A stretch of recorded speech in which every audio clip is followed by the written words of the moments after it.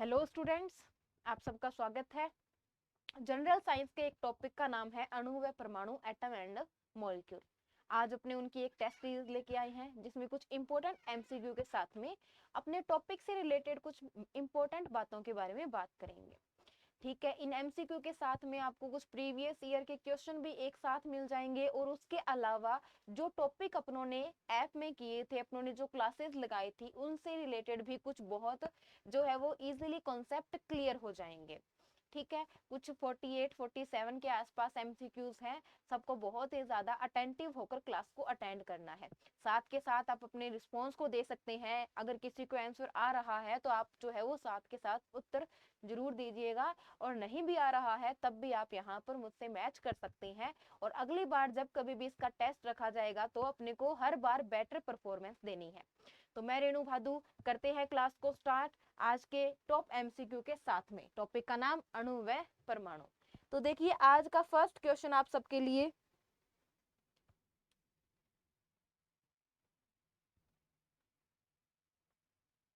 हाँ जी देखिए क्या है। सबसे पहला क्वेश्चन कि परमाणु संरचना का प्लम पुडिंग प्रतिरूप किसने दिया था? प्लम पुडिंग, ये मॉडल किसने दिया था? जल्दी से बताइए, ये मॉडल देने वाले हमारे पास में कौन थे? ठीक है, तो ये मॉडल देने वाले हमें पता है कौन थे, थॉमसन थे। थॉमसन ने एक मॉडल दिया था जिसे थॉमसन का मॉडल, प्लम पुडिंग मॉडल अथवा तरबूज मॉडल के नाम से भी जाना जाता है। इसी के मॉडल का दूसरा नाम क्या है बच्चों? इसी के दूसरा नाम है, और डाल के लिख सकते हो आप, तरबूज मॉडल। ये वैज्ञानिक थे कौन? थॉमसन ने हमें ये मॉडल दिया था। ठीक है, बढ़ते हैं दूसरे क्वेश्चन की तरफ कि थॉमसन के अनुसार परमाणु का आकार क्या होता है? थॉमसन ने जो अपना परमाणु मॉडल दिया था उसमें उन्होंने परमाणु के आकार के बारे में क्या जानकारी दी थी? तो बता दीजिए जल्दी से, क्या जानकारी दी थी? क्या होता है 10⁻⁶ सेंटीमीटर, 10⁻⁸ सेंटीमीटर, 10⁻⁻10 सेंटीमीटर, या फिर 10⁻⁻15 सेंटीमीटर? हाँ जी, तो इसका सही उत्तर क्या होगा? यहाँ पर इसका जो सही उत्तर है वो क्या है? 10⁻⁸ सेंटीमीटर। थॉमसन ने बोला कि जो परमाणु आकार है वो क्या होगा? 10⁻⁸ सेंटीमीटर होगा, लेकिन जो नाभिक का आकार है वो क्या होगा? 10⁻⁻10 सेंटीमीटर। तो थॉमसन के अनुसार,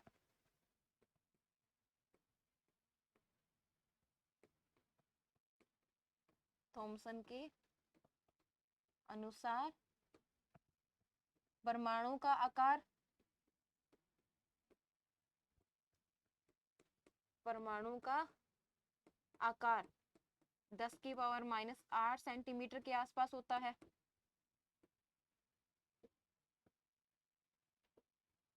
वह नाभिक का आकार,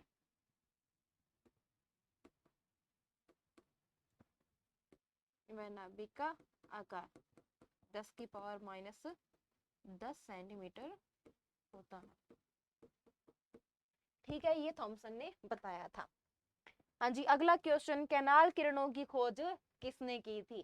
कैनाल किरणों की खोज यानी कि ऋण विद्युतीय जो किरणें हैं जिनमें इलेक्ट्रॉन होता है, नेगेटिव चार्ज होता है, ऋण आवेशित होती हैं, इन किरणों की खोज किसने की थी? तो देखिए जो कैनाल किरणें हैं इनकी खोज करने का श्रेय जाता है गोल्डस्टीन को। किसे जाता है बच्चों? गोल्डस्टीन को। गोल्डस्टीन नामक वैज्ञानिक थे जिन्होंने कैनाल किरणों पर एक्सपेरिमेंट करके इलेक्ट्रॉन की उपस्थिति को सुनिश्चित करवाया था, उसके बारे में हमें जानकारी दी थी। अगला क्वेश्चन, नाभिक का परमाणु क्रमांक, एटॉमिक नंबर के बारे में बात करनी है कि किसी भी नाभिक का जो परमाणु क्रमांक है, परमाणु क्रमांक को रिप्रेजेंट करते हैं बच्चों जेड से। परमाणु क्रमांक जिसको रिप्रेजेंट किया जाता है जेड से, ये किसके बराबर होता है? तो आप लोग जल्दी से आंसर दीजिए, क्या होगा? इलेक्ट्रॉनों की संख्या प्लस न्यूट्रॉन की संख्या, न्यूट्रॉन की संख्या अथवा प्रोटॉनों की संख्या का योग, फिर प्रोटॉनों की संख्या होगी, या फिर क्या होगा? न्यूट्रॉनों की संख्या। तो यहाँ पर उत्तर क्या होगा? प्रोटॉनों की संख्या। किसी भी तत्व के जो नाभिक है उसमें जितने प्रोटॉन होंगे उतना ही उसका क्या होगा बच्चों? परमाणु क्रमांक होगा। तो ठीक है, परमाणु क्रमांक बराबर क्या होता है? नाभिक में उपस्थित, नाभिक में उपस्थित प्रोटॉनों की संख्या।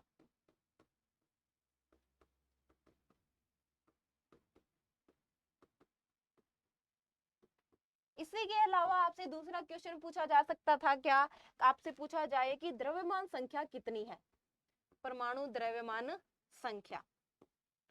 एटॉमिक मास पूछ लिया जाए, मास नंबर पूछ लिया जाए, जिसको रिप्रेजेंट करते हैं ए से, ये किसके बराबर होता है? तो देखिए ये बराबर होता है प्रोटॉनों की संख्या,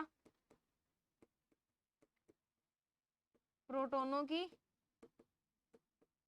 संख्या प्लस न्यूट्रॉनों की संख्या,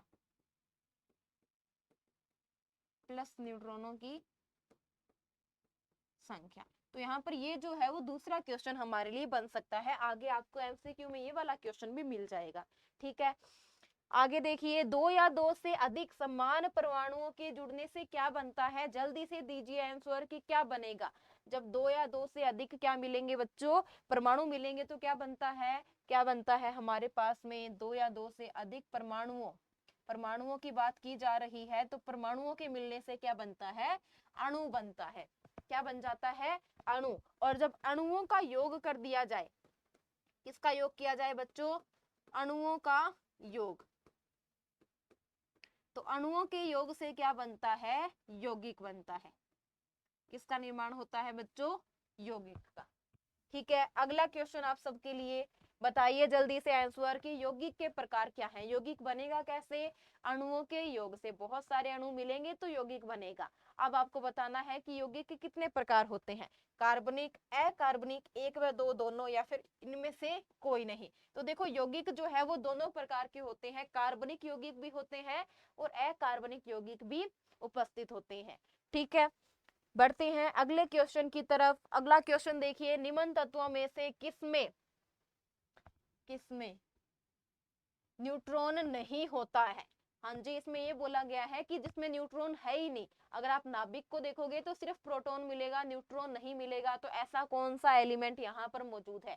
ऑक्सीजन, ये है नाइट्रोजन, फिर हाइड्रोजन, ठीक है, फिर है उसके बाद में तांबा यानी कि कॉपर। तो देखिए इनमें से हमारे पास में जो हाइड्रोजन एलिमेंट होता है वो हमारी आवर्त सारणी का प्रथम तत्व है। क्या है बच्चों? हाइड्रोजन आवर्त सारणी का प्रथम तत्व।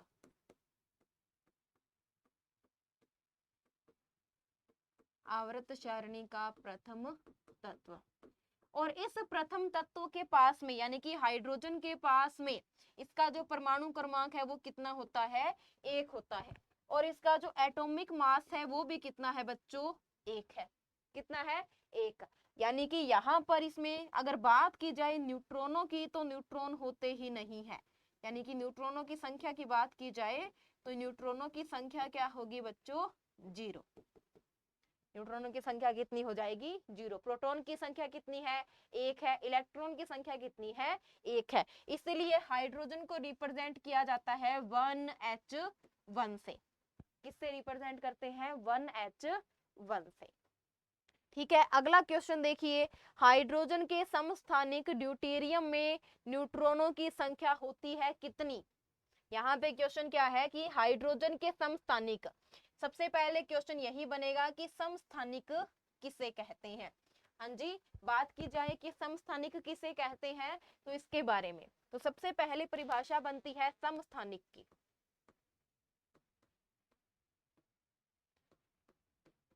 समस्थानिक किसे कहते हैं?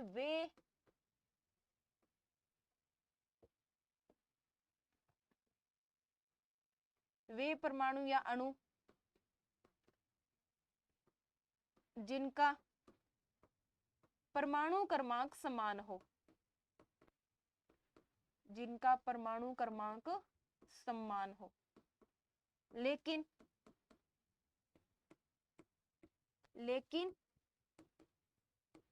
द्रव्यमान संख्या भिन्न भिन्न हो। द्रव्यमान संख्या भिन्न भिन्न हो। ऐसे जो हमारे पास में यौगिक होते हैं, परमाणु होते हैं, उन्हें क्या कहा जाता है? उन्हें हम कहते हैं समस्थानिक।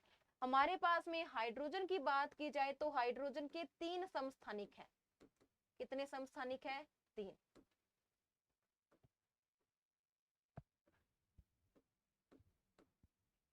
3 समस्थानिक हैं हाइड्रोजन के। इनमें से एक समस्थानिक का नाम क्या है? ड्यूटेरियम। ठीक है, जिसे कैसे लिखा जाता है? 1H2 से। कैसे लिखते हैं बच्चों? 1H2 से। यहाँ पर इसका जो Z है यानी कि जो परमाणु क्रमांक है वो कितना है? 1 है। इसका एटॉमिक मास कितना है बच्चों? 2 है। तो अब अपने को संख्या किसकी पूछी है? न्यूट्रॉनों की संख्या पूछी है। न्यूट्रॉनों की संख्या, एटॉमिक नंबर क्या होता है? प्रोटॉन की संख्या प्लस न्यूट्रॉन की संख्या। तो यहाँ से न्यूट्रॉन की संख्या क्या आ जाएगी? Atomic mass minus proton. और प्रोटॉन कितना है बच्चों? 1 है। तो न्यूट्रॉन की संख्या भी कितनी आ जाएगी? यहाँ पर 1 आ जाएगी। तो हमारे पास में जो ड्यूटेरियम है उसमें न्यूट्रॉनों की संख्या कितनी होती है? 1 होती है। तो यहाँ पर 1 हमारा सही उत्तर है। ठीक है, देखिए अगला क्वेश्चन आपके लिए। अगला क्वेश्चन क्या है कि टंगस्टन का संकेताक्षर क्या है, यानी कि टंगस्टन को किसके द्वारा रिप्रेजेंट किया जाता है, प्रदर्शित करने का तरीका क्या है? तो देखिए टंगस्टन अपने को स्पेलिंग से लग रहा है कि टी से शुरू हो रहा है, लेकिन यहाँ पर टी वाले 2 ऑप्शन है, TL, TE, TC। इनमें से कोई भी सही उत्तर नहीं है, क्योंकि टंगस्टन का सही संकेताक्षर क्या होता है? W होता है। बड़ी ही अजीब बात है, लेकिन यही है। अपनों ने जब ऐप के अंदर क्लास ली थी तब अपनों ने बात की थी परमाणु क्रमांक, परमाणु संख्या और उनके प्रतीकों के बारे में। तब अपनों ने देखा था कि किसी भी तत्व का जो प्रतीक है वो लैटिन भाषा के शब्द से ही क्या होगा? निर्धारित।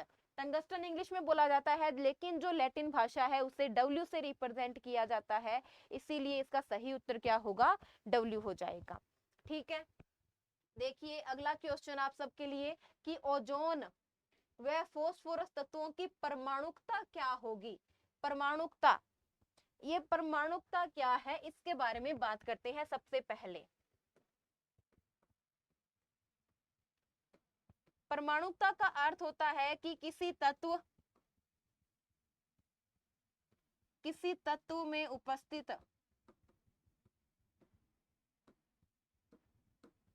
उसके परमाणुओं की संख्या।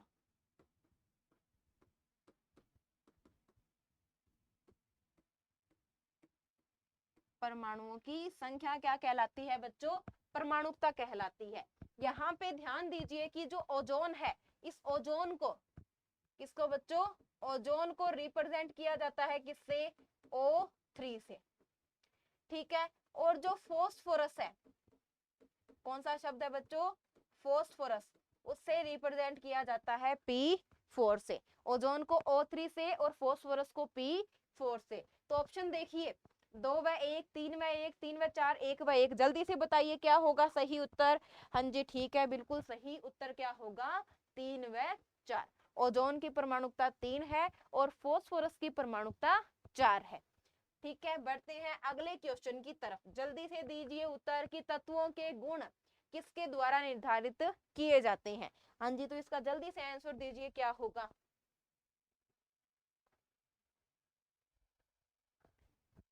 अन्य तो तत्वों के गुण किसके द्वारा निर्धारित होते हैं? तो देखो किसी भी तत्व के यदि गुण धर्मों का निर्धारण किया जाता है तो उसका निर्धारण होता है परमाणु क्रमांक के आधार पे, अर्थात आवर्त सारणी में वो परमाणु क्रमांक के साथ में कहां पर विराजमान है इसके द्वारा निर्धारित किया जाएगा उसके गुणों के बारे में। उसका मेल्टिंग पॉइंट क्या होगा, बॉइलिंग पॉइंट क्या होगा, आकार क्या है, किस प्रकार से अम्लीय गुण बढ़ेगा, क्षारीय गुण बढ़ेगा, इन सब की जानकारी हमें परमाणु क्रमांक से प्राप्त होती है और आवर्त सारणी में उसके स्थान के द्वारा निर्धारण किया जाता है।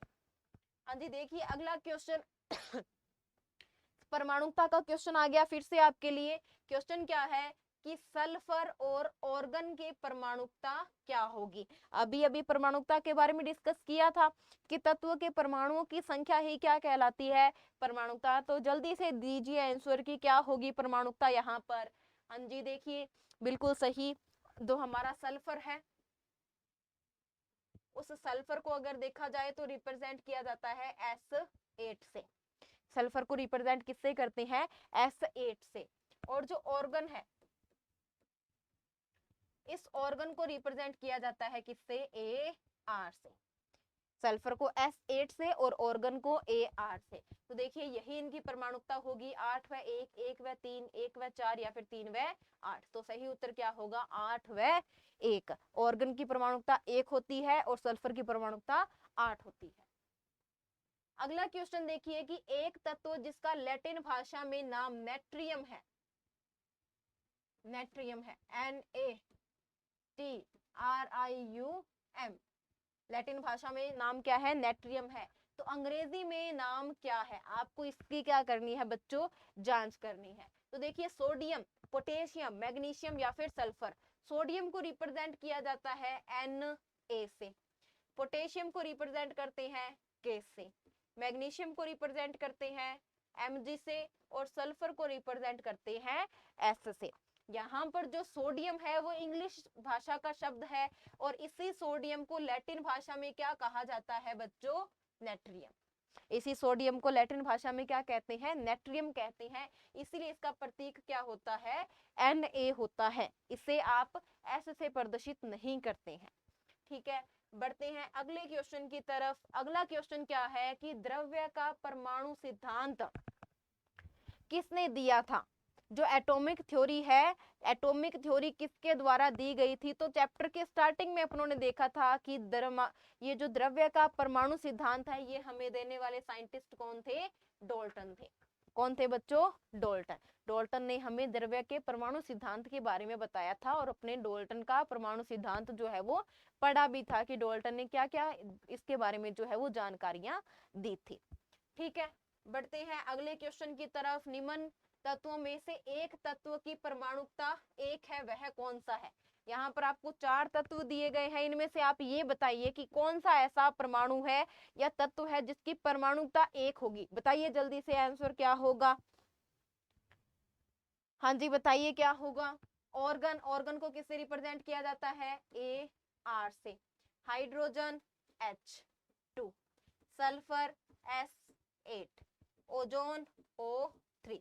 यानी कि ऑर्गन की परमाणुकता यहाँ पर क्या है बच्चों, 1 है। हाइड्रोजन की परमाणुकता 2 है, सल्फर की परमाणुकता 8 है और ओजोन की परमाणुकता 3 है। तो बहुत ही सही उत्तर।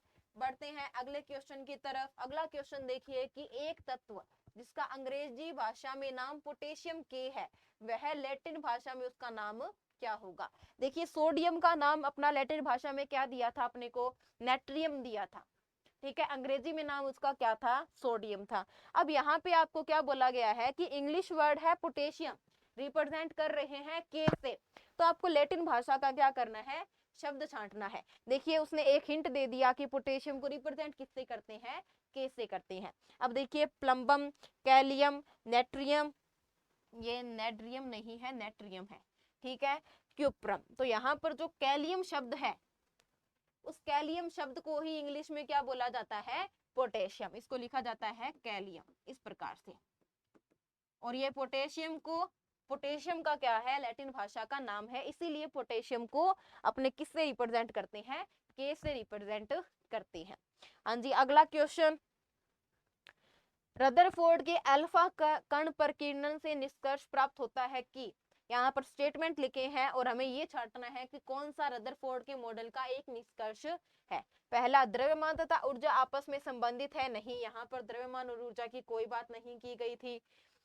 एक परमाणु का द्रव्यमान तथा धनात्मक आवेश नाभिक में संकेंद्रित होता है, न्यूट्रॉन नाभिक में उपस्थित होते हैं, परमाणु विद्युत उदासीन होते हैं। तो यहाँ पर अल्फा कण प्रकीर्णन से ही हमें ये पता चला था कि परमाणु का जितना भी धनावेश है वो उसके कहाँ होता है, नाभिक में। और नाभिक में ही उसका सारा धनावेश होने की वजह से सारा का सारा द्रव्यमान भी कहाँ होता है, उसके नाभिक के भीतर होता है। ये रदरफोर्ड के अल्फा कण प्रकीर्णन से हमें प्राप्त हुआ था। उसके विभिन्न निष्कर्षों को अपनों ने जब पढ़ा था तो उनमें से एक निष्कर्ष ये भी था। अगला क्वेश्चन देखिए। अगला क्वेश्चन क्या है कि M कोष में उपस्थित अधिकतम इलेक्ट्रॉनों की संख्या क्या है। सबसे पहले इलेक्ट्रॉनों की संख्या ज्ञात करने का जो सामान्य सूत्र मैंने आपको बताया था, जल्दी से बता दीजिए कि कौन सा था वो सामान्य सूत्र। उसी से हम M कोष के अंदर भी इलेक्ट्रॉनों की संख्या ज्ञात कर लेंगे। हाँ जी, तो देखिए अधिकतम इलेक्ट्रॉनों की संख्या ज्ञात करने का जो सूत्र है, अधिकतम इलेक्ट्रॉनों की संख्या, इसका सूत्र क्या होता है बच्चों, 2n स्क्वायर। क्या होता है, 2n स्क्वायर। यहाँ पर n बराबर क्या है, कोस की संख्या, कोस की संख्या जो हमेशा क्या होती है, पूर्णांक, यानी कि 1 2 3 4 इस प्रकार से पूरा पूरा अंक होगी। m बराबर क्या होता है बच्चों, m में n बराबर कितना रखा जाता है, 3, k l m। k क्या है, n बराबर 1, l क्या है, n बराबर 2 और m क्या है, n बराबर 3। तो यहाँ पर अगर अपने इलेक्ट्रॉनों की संख्या देखें तो इलेक्ट्रॉन क्या होगा, 2 गुणा 3 की स्क्वायर, क्या निकलेगा, 2 गुणा 9 बराबर 18। तो m कोस में टोटल कितने इलेक्ट्रॉन होते हैं बच्चों, 18 इलेक्ट्रॉन होते हैं।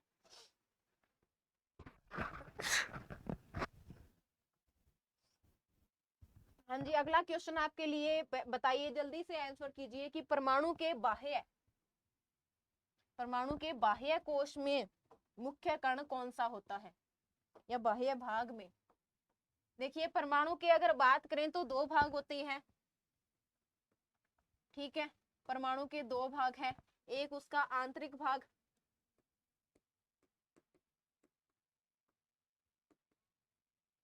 और दूसरा उसका बाह्य भाग। जल्दी से आप अपना आंसर देते रहिए, क्या होगा। हाँ जी ठीक है, बिल्कुल सही उत्तर क्या होगा बच्चों, इलेक्ट्रॉन। इसके आंतरिक भाग में 2 चीजें होती है, एक तो इसके प्रोटॉन और प्लस में इसका क्या होता है, न्यूट्रॉन। इसी आंतरिक भाग को अपने नाभिक भी कहते हैं। और बाह्य भाग में क्या उपस्थित होते हैं बच्चों, इलेक्ट्रॉन। अगर कोई भी परमाणु है तो उसके आंतरिक भाग में क्या होगा, उसके आंतरिक भाग में होंगे न्यूट्रॉन और प्रोटॉन, लेकिन उसके बाह्य भाग में हमेशा क्या रहेगा, इलेक्ट्रॉन रहेगा। अगला क्वेश्चन देखिए, एक ही प्रकार के परमाणुओं से बना पदार्थ क्या कहलाता है। जब आप क्या करते हो, एक ही प्रकार के परमाणुओं को जोड़ देते हो तब क्या बनता है, तो देखो एक ही प्रकार के परमाणुओं को जोड़ने से तत्व बनता है। क्या बन जाता है बच्चों, तत्व। जैसे अपनों ने लिखा था ना, उदाहरण के लिए मैं यहाँ पर बात करूं तो यहाँ पे अपनों ने लिखा था S8, तो सल्फर में जो है वो 8 सल्फर के परमाणु जुड़े और परमाणु जुड़कर क्या बना रहे हैं बच्चों, सल्फर का तत्व बना रहे हैं। तो 8 परमाणु, एक ही प्रकार के परमाणु जुड़े और उसने क्या बना लिया, तत्व बना लिया। ठीक है, अगला क्वेश्चन आपके लिए, अगला क्वेश्चन क्या है, अगला क्वेश्चन देखिए कि किसी तत्व का परमाणु क्रमांक एवं द्रव्यमान संख्या। एक तो आपको दिया गया है परमाणु क्रमांक, दूसरा उसका दिया गया है द्रव्यमान संख्या।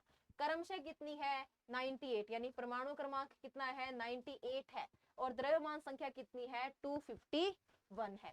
आपको इसमें इलेक्ट्रॉन, प्रोटॉन तथा न्यूट्रॉनों की संख्या ज्ञात करनी है। तो सबसे पहले देखिए आपको Z बराबर क्या दिया गया है, 98, और Z बराबर होता क्या है, प्रोटॉनों की संख्या, ये हमें पता है। ठीक है, अगर प्रोटॉनों की संख्या 98 है तो इलेक्ट्रॉनों की संख्या भी कितनी होगी, 98। क्यों होगी, क्योंकि परमाणु कैसा है, उदासीन। किसी भी उदासीन परमाणु में जितने प्रोटॉन होते हैं उतने ही कौन होते हैं, इलेक्ट्रॉन। अब A बराबर क्या होता है बच्चों, P प्लस N। P यानी कि प्रोटॉन, N यानी कि न्यूट्रॉन, और ये कितना दिया है, 251। प्रोटॉनों की संख्या कितनी है, 98। यहाँ से न्यूट्रॉनों की संख्या क्या आएगी, 251 माइनस 98 इज इक्वल टू 153। तो देखो क्रमशः पूछिए, इलेक्ट्रॉन कितने हैं, 98, प्रोटॉन कितने हैं, 98, न्यूट्रॉन कितने हैं, 153। तो ये सही सीक्वेंस कहाँ है, ऑप्शन नंबर 1 में। तो ऑप्शन नंबर 1 हमारा क्या होगा, सही उत्तर। अगला देखिए, परमाणु की किसी कक्षा में अधिकतम इलेक्ट्रॉनों की संख्या, मैक्सिमम नंबर ऑफ इलेक्ट्रॉन्स, इनको निकालने के जो फॉर्मूला जो काम में लेते हैं वो कौन सा है, थोड़ी देर पहले मैंने आपको बताया था। वो फॉर्मूला क्या है, 2n स्क्वायर। यहाँ पर n बराबर कोश की संख्या, कोश की संख्या जो हमेशा क्या होगी, जैसे कि 1 2 3 4 हमेशा क्या होगी बच्चों, एक पूर्णांक होगी। ये थोड़ी देर पहले मैंने आपको बताया था, डिस्कस किया था। अगला क्वेश्चन देखिए कि रदरफोर्ड के परमाणु मॉडल में सोने की पन्नी पर किन कणों की बौछार करवाई गई थी। रदरफोर्ड का जो परमाणु मॉडल था उसमें हमने देखा कि रदरफोर्ड ने सोने की पन्नी के ऊपर कुछ कणों की बौछार करवाई और उस बौछार से बाद में अपने क्या निकाले थे, निष्कर्ष निकाले थे, जिनमें उन्होंने बताया था कि नाभिक नाम की चीज होती है जिसमें प्रोटॉन होते हैं, धनावेश होता है, सारा द्रव्यमान वही होता है, बाहरी भाग में क्या होते हैं, ऋण आवेशित इलेक्ट्रॉन होते हैं। ठीक है, तो अपने को कणों की बात करनी है, तो जिन कणों को यहाँ पर काम में लिया गया था वो कण कौन से थे, अल्फा कण। इसीलिए रदरफोर्ड के मॉडल को अल्फा कण मॉडल या अल्फा कण प्रकीर्णन मॉडल के नाम से भी जाना जाता है। अल्फा कण क्या होते हैं बच्चों, धनावेशित, कैसे, द्विधनावेशित, द्विधनावेशित, द्विधनावेशित हीलियम कण होते हैं, जिसको लिखा जाता है कैसे, He+2 से।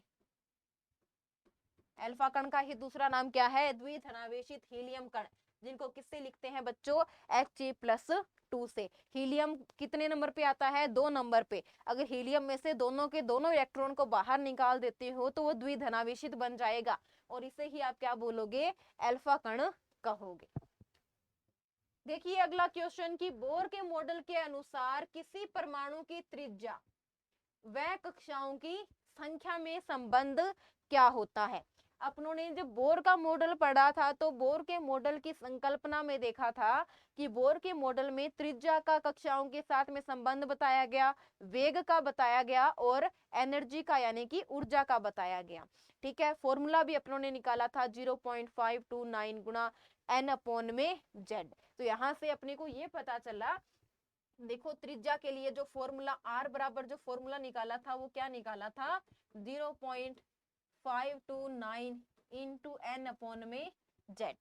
यहाँ पर n क्या है, कक्षाओं की संख्या, z बराबर क्या है, परमाणु क्रमांक। यहाँ से ये पता चलता है कि r समानुपाती है किसके, z के।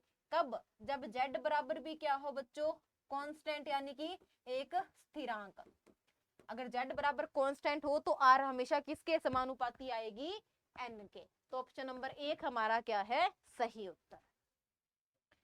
बताइए जल्दी से अगले क्वेश्चन का आंसर क्या होगा कि निम्न में से कौन सा समूह है समभारिक तत्वों का नहीं है। नहीं को छांटना है, लेकिन उससे पहले आप मुझे ये बताइए कि समभारिक तत्व क्या होते हैं। ये क्वेश्चन है आपके लिए, तो जल्दी से बताइए कि समभारिक तत्व किसे कहते हैं।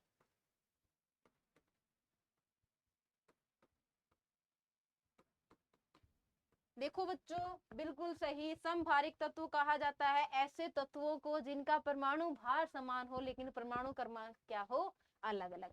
अर्थात जिनका परमाणु भार समान हो,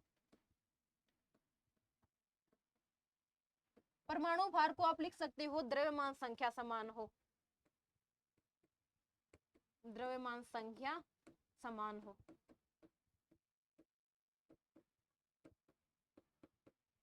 लेकिन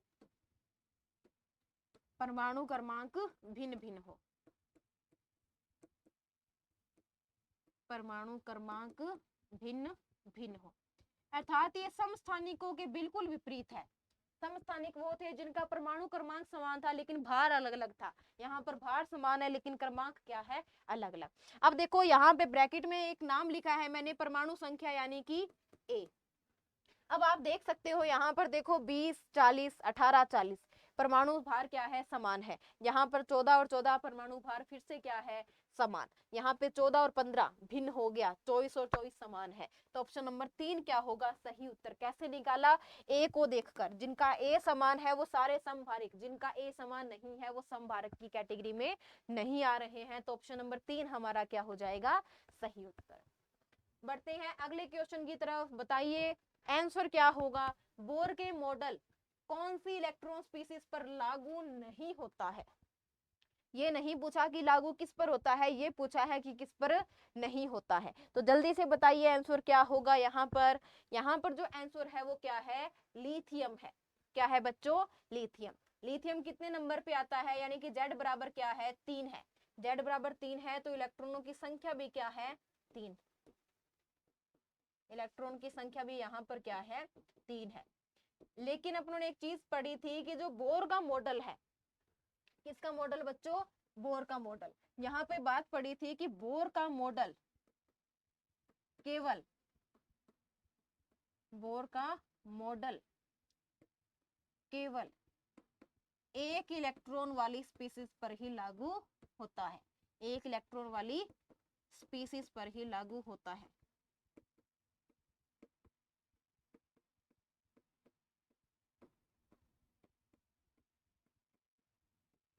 पर ही लागू होता है। हीलियम में देखें तो इसका Z बराबर क्या है, 1 है, तो कितने इलेक्ट्रॉन है, 1 इलेक्ट्रॉन। आप हीलियम में से क्या कर रहे हो बच्चों, हीलियम में से आपने क्या कर दिया, इलेक्ट्रॉन निकाल दिया। हीलियम में, नॉर्मल हीलियम में कितने इलेक्ट्रॉन थे, 2 इलेक्ट्रॉन। 1 इलेक्ट्रॉन का त्याग करने से ये क्या बन गया, हीलियम का धनावेश, जिसमें कितना इलेक्ट्रॉन बचा है, सिर्फ 1। लिथियम में से दोनों के दोनों इलेक्ट्रॉन निकाल दिए, लिथियम में टोटल इलेक्ट्रॉन होते हैं 3, बच कितना गया, 1 इलेक्ट्रॉन। लेकिन सामान्य लिथियम जिसमें से कुछ नहीं निकाला, उसमें कितने इलेक्ट्रॉन होते हैं, 3 होते हैं। और 3 इलेक्ट्रॉन वाली स्पीसीज पर बोर का मॉडल काम नहीं करता।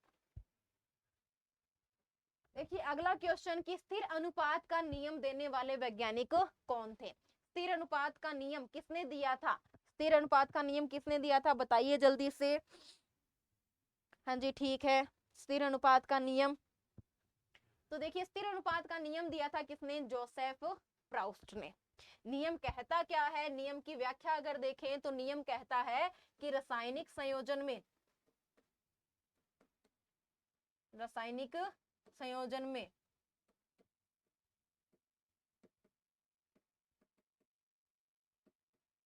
किसी यौगिक में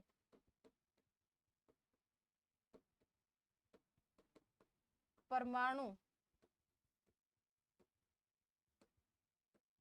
द्रव्यमान के स्थिर अनुपात में ही जुड़ते हैं, स्थिर अनुपात में ही जुड़ते हैं।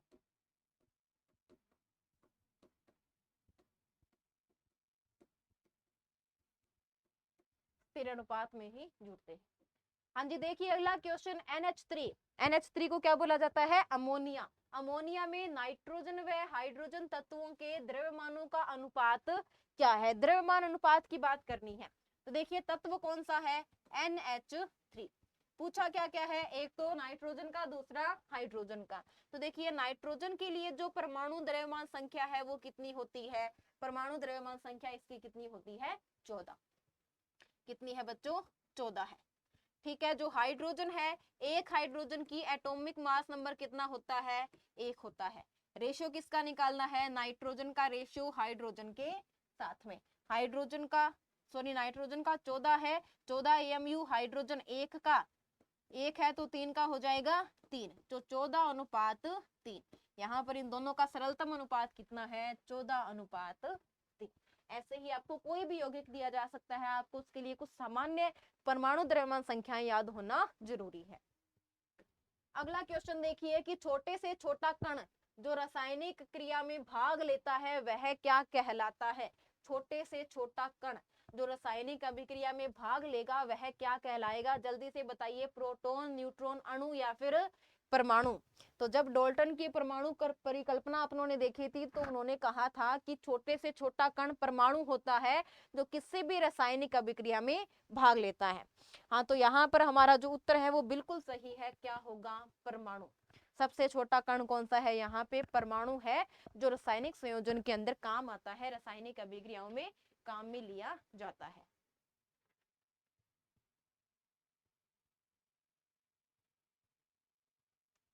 हाँ जी अब बढ़ते हैं अगले क्वेश्चन की तरफ, जल्दी से दीजिए उत्तर कि एक इलेक्ट्रॉन पर आवेश कितना होता है, चार्ज कितना है।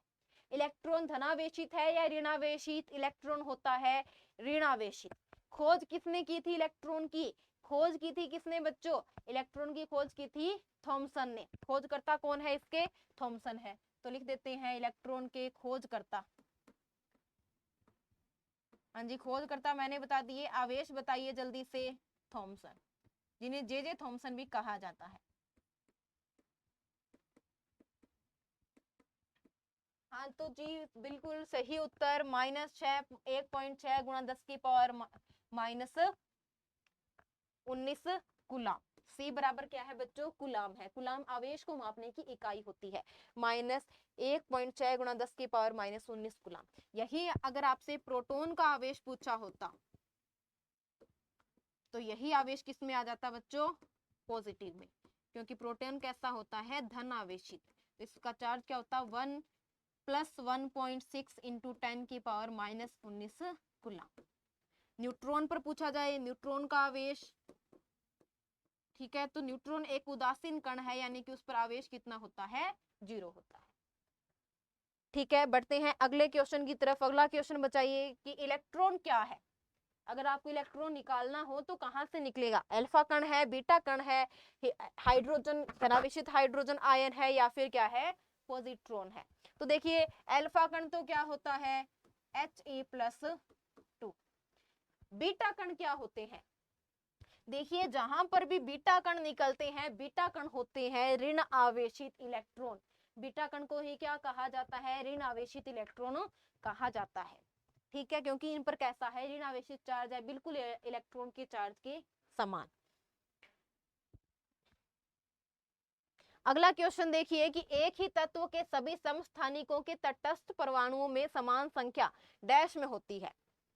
तो बात किसकी की गई है बच्चों, समस्थानिकों की, कि समस्थानिक अगर कोई यौगिक है तो परमाणुओं में समान संख्या किसकी होगी, न्यूट्रॉन की द्रव्यमान संख्या समान होगी, इलेक्ट्रॉन संख्या समान होगी, या इनमें से कोई नहीं। हाँ, तो जल्दी से दीजिए इसका उत्तर की क्या होगा। यहाँ पर अपनों ने समस्थानिकों की परिभाषा पढ़ रखी है कि जिनका जेड जेड यानी कि परमाणु क्रमांक क्या हो, समान हो, लेकिन एटॉमिक मास यानी कि प्रोटॉन और न्यूट्रॉनों की संख्या क्या हो, अलग अलग।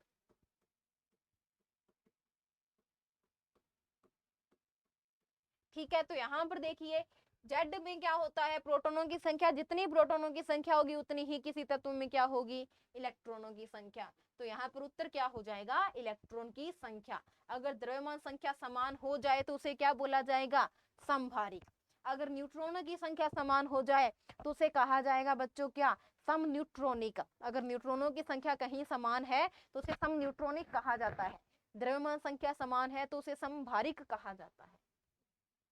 अगला क्वेश्चन देखिए कि निम्नलिखित में से कौन सा एक यौगिक का सबसे छोटा भाग है जिसके गुण यौगिक के समान होते हैं। आपको ये बताना है कि यौगिक का सबसे छोटा भाग और इसी छोटे भाग के जो गुण है वो बिल्कुल किसके समान होंगे, यौगिक के समान। अर्थात जैसे उस कण के गुण होंगे वैसे ही गुण किसके बनेंगे, यौगिक के। और ये चीज अपनों ने देखी थी कि गुणों का निर्धारण किसके द्वारा किया जाता है, जब आप परमाणु के भीतर जाकर किसके बारे में पढ़ते हैं, उसके परमाणु क्रमांक के बारे में। तो इसका सही उत्तर क्या होगा, परमाणु। छोटे से छोटा कण जो रासायनिक संयोजन में भाग लेता है, जो गुणों का निर्धारण करता है, वो कौन है बच्चों, परमाणु है।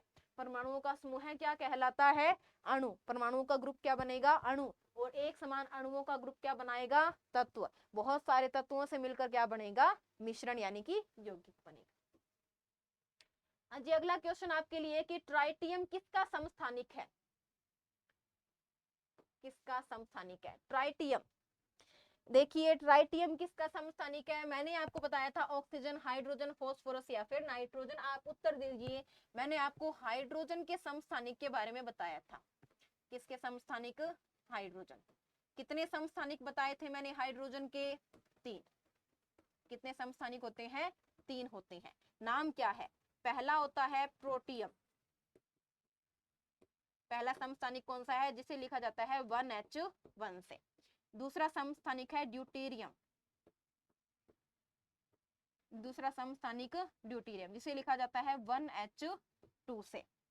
तीसरा समस्थानिक होता है बच्चों ट्राइटियम। तीसरा समस्थानिक कौन है, ट्राइटियम, जिसे लिखा जाता है 1H3 से। तो ये जो तीनों समस्थानिक है ये किसके हैं, हाइड्रोजन के। तो बिल्कुल सही उत्तर के साथ हम क्या है, हाइड्रोजन, जिसके 3 समस्थानिक है, प्रोटियम, ड्यूटेरियम और ट्राइटियम। तीनों को लिखने का तरीका अलग अलग। देखो सबका जेड समान है, यानी कि परमाणु क्रमांक समान है, लेकिन द्रव्यमान संख्या सबकी क्या है, अलग अलग। हाँ जी अगला क्वेश्चन देखिए कि हीलियम के नाभिक में क्या होता है, हीलियम He कितने नंबर पे आता है, हीलियम 2 नंबर पे। अगर आप बात करें हीलियम के परमाणु क्रमांक की, तो हीलियम का परमाणु क्रमांक कितना होता है बच्चों? 2 होता है, 2 नंबर पे आता है। अगर 2 नंबर पे आ रहा है तो प्रोटॉन कितने होंगे? 2 होंगे। अर्थात हीलियम में प्रोटॉनों की संख्या कितनी है? 2 है।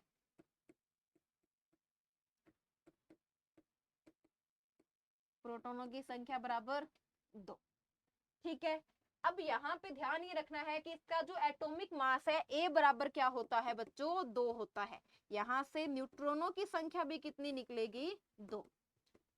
यहाँ से न्यूट्रॉनों की संख्या भी कितनी है? 2। तो ऑप्शन पढ़िए, केवल एक प्रोटॉन, केवल एक प्रोटॉन, 2 न्यूट्रॉन, 2 प्रोटॉन और 2 न्यूट्रॉन। तो सही उत्तर क्या होगा? किसके नाभिक में 2 प्रोटॉन होते हैं और 2 ही क्या होते हैं? न्यूट्रॉन। अगला क्वेश्चन आपके लिए कि समस्थानिक C14 यानी कार्बन 14 किससे संबंध है?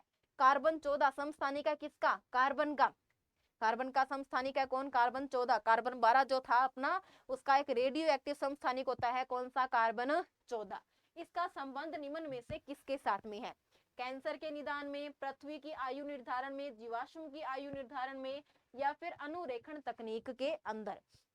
तो इसका जो अपने कॉन्सेप्ट पढ़ते हैं वो कहाँ पढ़ते हैं? जीवाश्म की आयु निर्धारण में।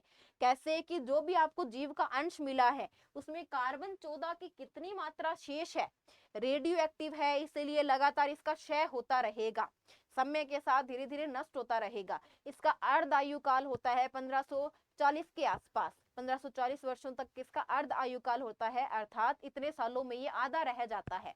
इसी के हिसाब से आप 10% बचा है, 5% बचा है, 15% बचा है, या कितनी मात्रा शेष है, इसका निर्धारण करके आप ये पता लगा सकते हो कि वो जीव अंश यानी कि वो जीवाश्म कितने वर्ष पुराना है। ठीक है, तो इसका निर्धारण किसके लिए किया जाता है? आयु निर्धारण के लिए। इस विधि को कहा जाता है कार्बन डेटिंग विधि।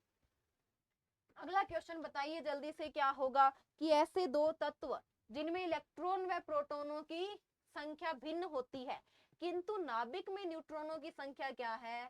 समान है। किसकी संख्या समान है बच्चों? न्यूट्रॉनों की संख्या समान है।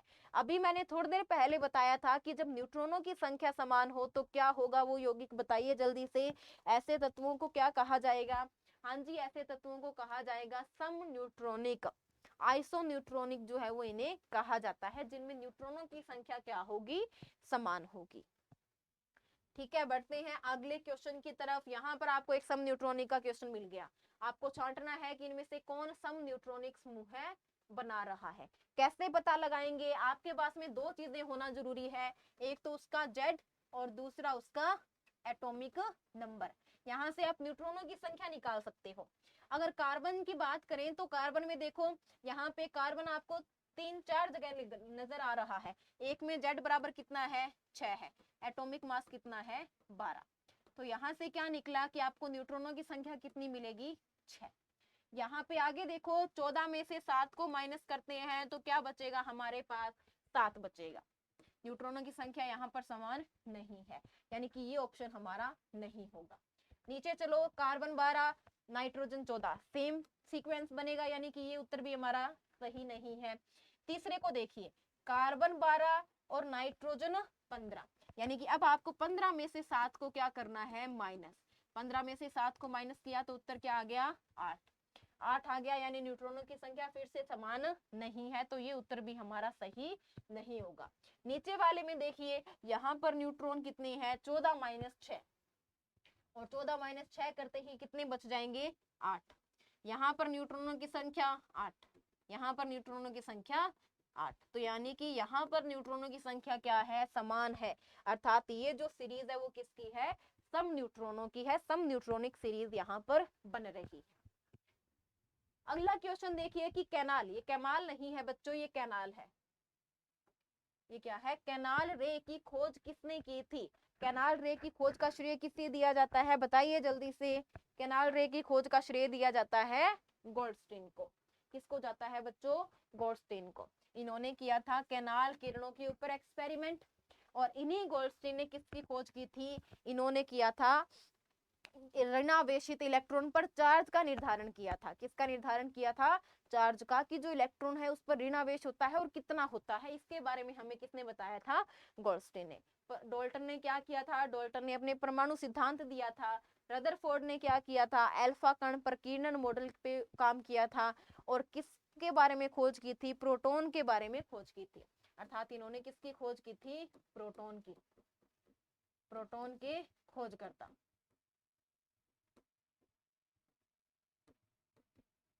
ठीक है। थॉमसन ने किसकी खोज की थी बच्चों? इलेक्ट्रॉन के खोजकर्ता। इलेक्ट्रॉन के खोजकर्ता। अगला क्वेश्चन आपके लिए, निम्न में से किस तत्वों में अणु के परमाणुओं की परमाणु संख्या सबसे ज्यादा है? परमाणु संख्या यानी कि एटॉमिक नंबर, यानी कि जेड की बात की गई है। तो यहाँ पे आपको ये छांटना है कि परमाणुओं की परमाणु संख्या सबसे ज्यादा किसमें है? क्लोरीन के अंदर, सल्फर में, नाइट्रोजन में, अथवा ऑक्सीजन, सल्फर, नाइट्रोजन या फिर क्लोरीन। परमाणुओं की संख्या, अणु में परमाणु की संख्या यानी कि परमाणुकता की बात हो रही है। ये एटॉमिक नंबर का कॉन्सेप्ट नहीं है, ये परमाणुकता का कॉन्सेप्ट है। तो देखिए, ऑक्सीजन को रिप्रेजेंट किया जाता है किससे? O2 से। सल्फर को रिप्रेजेंट किया जाता है S8 से। नाइट्रोजन को किया जाता है N2 से। क्लोरीन को किया जाता है Cl2 से। यहाँ पर ऑक्सीजन की परमाणुकता 2 है, सल्फर की 8 है, नाइट्रोजन की 2 है और क्लोरीन की भी कितनी है? 2। तो बताइए किसके परमाणुकता सबसे ज्यादा है? तो यहाँ पर परमाणुकता ज्यादा सबसे किसकी है? यहाँ पे सल्फर की, क्योंकि इसकी परमाणुकता कितनी है? 8 है। अगला क्वेश्चन, की प्रोटियम के परमाणु में न्यूट्रॉनों की संख्या कितनी होगी? प्रोटियम किसका समस्थानिक है? हाइड्रोजन का। किसका समस्थानिक है? हाइड्रोजन का। अभी थोड़ी देर पहले मैंने आपको एक चार्ट बनवाया था हाइड्रोजन का समस्थानिक, जिसे रिप्रेजेंट करते हैं 1H1 से। एक ही है, प्रोटॉन ही है सिर्फ, एटॉमिक मास एक है और एक ही प्रोटॉनों की संख्या है, तो न्यूट्रॉनों की संख्या क्या होगी? यहाँ पर 0। प्रोटियम हाइड्रोजन का वह समस्थानिक है जिसमें न्यूट्रॉनों की संख्या कितनी होती है? 0 होती है।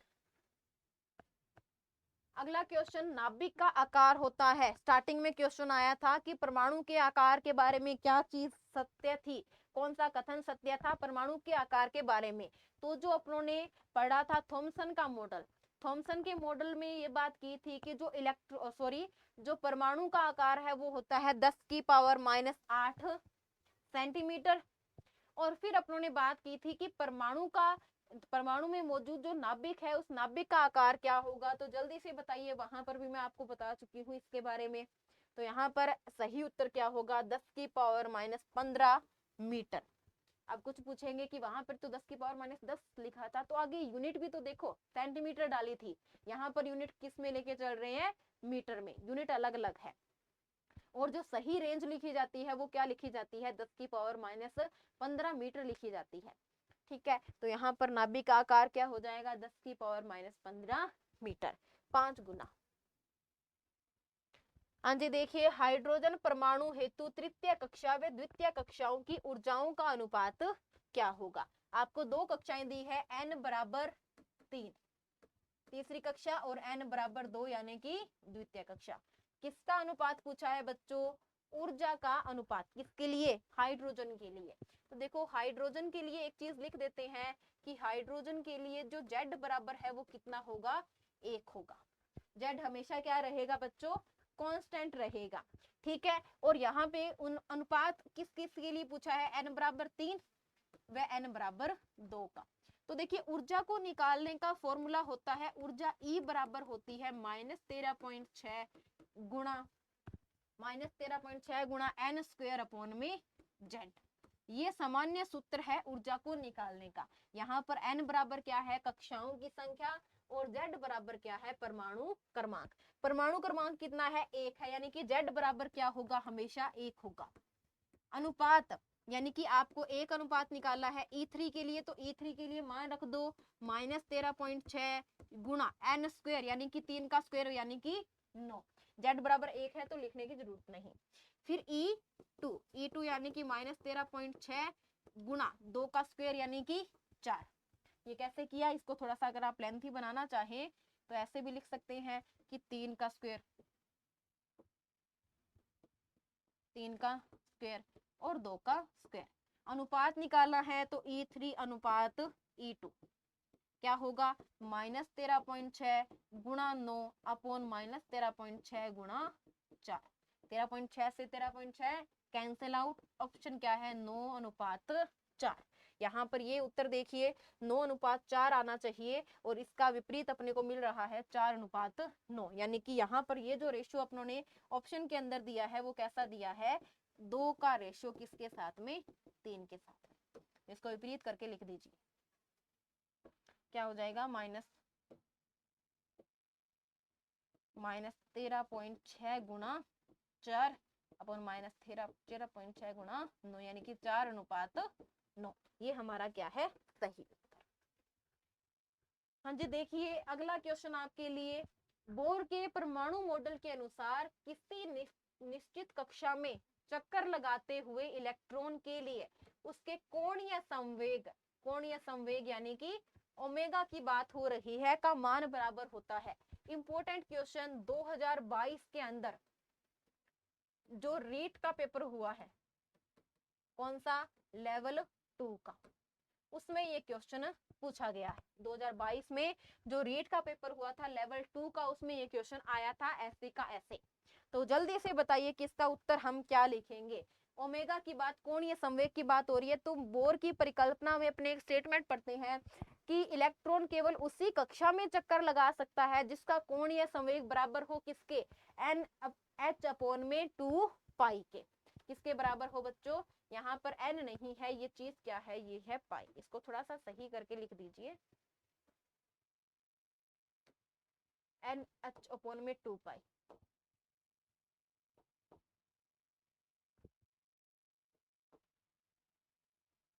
जी, ये जो है वो ये स्टेटमेंट था, ठीक है। तो अब अपने बात करते हैं कि कोणीय संवेग ओमेगा बराबर होना चाहिए किसके, NH/2 पाई के। ये किसने बोला था, बोर ने बोला था। तो ऑप्शन नंबर 1 क्या होगा, सही होगा कि जिस इलेक्ट्रॉन के लिए कक्षा का कोणीय संवेग ओमेगा बराबर NH/2 पाई का पूर्ण गुणज है या फिर H/2 पाई का पूर्ण गुणज है, वही क्या होगा बच्चों, हमारा मान जो है वो सही होगा, वही उत्तर हमारा सही बनेगा। हाँ जी, अगला क्वेश्चन, कार्बन डाइऑक्साइड में कार्बन व ऑक्सीजन के द्रव्यमान का अनुपात। थोड़ी देर पहले मैंने अमोनिया वाला क्वेश्चन करवाया था, यहाँ पर क्वेश्चन किसका है, कार्बन डाइऑक्साइड का। अब देखिए कार्बन के लिए जो Z है वो क्या होता है, एटॉमिक मास A बराबर क्या होता है बच्चों, 12। ऑक्सीजन के लिए अगर बात की जाए तो ऑक्सीजन के लिए A बराबर क्या होता है, ऑक्सीजन के लिए A बराबर होता है 16। कितना होता है, 16। अनुपात निकाला है कार्बन का अनुपात ऑक्सीजन के साथ में, तो 12 का अनुपात 2 गुणा 16 के साथ में, ठीक है। तो अनुपात कैसे निकलेगा, सरलतम अनुपात यहाँ पर हमें जो है वो निकालना है। तो यहाँ पर जो सरलतम अनुपात है वो कितना आएगा, सरलतम अनुपात हो जाएगा 3:8। 2 के पहाड़े से इनको जो है वो कट किया जा सकता है, तो सरलतम अनुपात क्या बनेगा, 3:8, ठीक है। ये क्या था, कार्बन डाइऑक्साइड के अंदर कार्बन व ऑक्सीजन का अनुपात था। ये अनुपात कहाँ से निकाला, स्थिर अनुपात के नियम से, कि कार्बन डाइऑक्साइड को भले ही गैसीय अवस्था में बना लो, द्रव में बना लो या फिर ठोस में बना लो, हमेशा अनुपात कितना रहेगा, 3:8 ही। अगला क्वेश्चन देखिए, किसी तत्व X में 9 इलेक्ट्रॉन उपस्थित है। कितने इलेक्ट्रॉन है, 9। उसके बाह्यतम कोश में उपस्थित इलेक्ट्रॉन कितने होंगे। टोटल किसी कक्ष तत्व की क्या दिया है, X है, जिसमें इलेक्ट्रॉनों की संख्या हमें क्या दी है बच्चों, 9 है। आपको बाह्यतम कोश में इलेक्ट्रॉनों की संख्या ज्ञात करनी है। तो देखो आपको पता है कि कोश n बराबर अगर 1 हो तो कोश बराबर क्या होता है, k, और k में कितने इलेक्ट्रॉन आ सकते हैं, अधिकतम 2 इलेक्ट्रॉन, ठीक है। फिर दूसरा कोश यानी कि n बराबर 2, कौन सा होता है, l में अधिकतम इलेक्ट्रॉनों की संख्या 8। यहाँ पर अधिकतम इलेक्ट्रॉनों की संख्या की बात की गई है, किसकी, अधिकतम इलेक्ट्रॉन। अधिकतम से अधिकतम यहाँ पर k में 2 भर सकते हो, l में 8। टोटल अगर मिलाएं तो कितने हो गए, 10। लेकिन हमारा जो तत्व दिया है उसमें सिर्फ कितने इलेक्ट्रॉन है, 9, यानी कि इसके बाह्यतम कोश l में 8 की बजाय कितने इलेक्ट्रॉन है बच्चों, 7 इलेक्ट्रॉन। कैसे निकाला कि पहले 2 भर दिए, 2 भरने के बाद में 9 में से कितने बचे, 7, 7 को कहाँ भर दो, एल कोश में। तो एल कोश में अधिकतम इलेक्ट्रॉनों की संख्या कितनी आ गई, 7 आ गई। तो उसके बाह्यतम कोश के अंदर कितने इलेक्ट्रॉन है बच्चों, 7 इलेक्ट्रॉन मौजूद है। इसके लिए आपको इलेक्ट्रॉन के भरने का क्रम और इलेक्ट्रॉनों की संख्या अधिकतम कितनी आती है इसके बारे में जानकारी होना जरूरी है। अगला क्वेश्चन देखिए आपके लिए कि n बराबर 1 व l बराबर 0 मान हेतु कक्षक का संकेत। कक्षक का संकेत पूछा है बच्चों, आपको तत्व का संकेत नहीं पूछा है। अब ये क्या है बच्चों, ये है हमारे पास में परमाणु के अंदर जब इलेक्ट्रॉन भरते हैं तो उस समय जो आफ-बाउ का सिद्धांत आया था, उस आफ-बाउ के सिद्धांत में हमने अलग अलग नियम पढ़े थे। कौन कौन से, n+l का नियम, उसके बाद में अपनों ने पढ़ा था किसका, चुंबकीय क्वांटम संख्याएं। क्वांटम संख्याएं जो पढ़ी थी ये वही क्वांटम संख्याएं दी गई हैं। इनमें से n क्या बताती है हमें, n बताती है कोश का या कक्षक की संख्या। ये क्या है बच्चों, दोनों क्वांटम संख्याएं हैं। n बराबर 1 क्या बता रही है बच्चों, कक्षक की संख्या। क्या बता रही है, कक्षक की संख्या। और कक्षक की संख्या यहाँ पर क्या है, 1 है। l बराबर 0 क्या बता रहा है बच्चों, कक्षक का प्रकार। क्या बता रहा है, कक्षक का प्रकार व आकृति। दोनों चीजें हमें कौन बताता है, l बताता है। और जब l बराबर 0 हो तो जो कक्षक है वो कौन सा होता है, कक्षक का प्रकार होता है S, जिसकी आकृति कैसी होती है, गोलाकार। आकृति कैसी होती है बच्चों, गोलाकार होती है। ये सारी जानकारी हमें क्वांटम संख्याओं से प्राप्त होती है। मुख्य क्वांटम संख्या, द्विगंशी क्वांटम संख्या, चुंबकीय क्वांटम संख्या, इन सब के बारे में चक्करण क्वांटम संख्याएं हमने पढ़ रखी हैं, चारों प्रकार की, जो हमें अलग अलग प्रकार के कक्षकों से संबंधित जानकारियां देते हैं। तो ठीक है, यहाँ पर देखो कक्षक की संख्या 1 है, 1, और l बराबर क्या बता रहा है, s कक्षक। तो ये कहाँ है, 1s। तो सही उत्तर क्या होगा, 1s। यानी कि ये जो जानकारी दी गई है वो 1s के बारे में दी गई है। अगर l बराबर 1 होता तो ये उत्तर क्या होता, 1p। l बराबर 2 होता तो आंसर क्या हो जाता, 1d। अगर n बराबर 2 और l बराबर 0 होता तो आंसर क्या बनता, 2s। तो यहाँ पर आपको क्वांटम संख्याओं के बारे में जानकारी भी होना जरूरी है। आज का अंतिम क्वेश्चन आप सबके लिए, जल्दी से दीजिए उत्तर। उत्तर क्या है कि मैग्नीशियम सल्फाइड में मैग्नीशियम व सल्फर के भार का अनुपात क्या है। तो मैग्नीशियम सल्फाइड का फॉर्मूला होता है MgS। क्या फॉर्मूला होता है बच्चों, MgS होता है। यहाँ पर जो मैग्नीशियम की द्रव्यमान संख्या है, मैग्नीशियम की जो द्रव्यमान संख्या है वो कितनी है, मैग्नीशियम की द्रव्यमान संख्या, मैग्नीशियम के लिए जो A बराबर है वो कितना आता है, A बराबर मैग्नीशियम के लिए होता है 12। सल्फर के लिए जो A बराबर है वो कितना होता है, सल्फर के लिए जो A बराबर है वो होता है 16। अब दोनों का अनुपात यानी कि 12:16।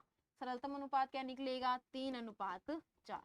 हमें हमेशा स्थिर अनुपात के नियम में सरलतम अनुपात निकालना है कि अगर वो किसी के टेबल से कट हो रहा है तो उसे कट करो, उसके बाद में चेक करो कि सरलतम अनुपात क्या आया। तो सही उत्तर क्या है, ऑप्शन नंबर 4, जिसमें अनुपात क्या है, 3:4 है।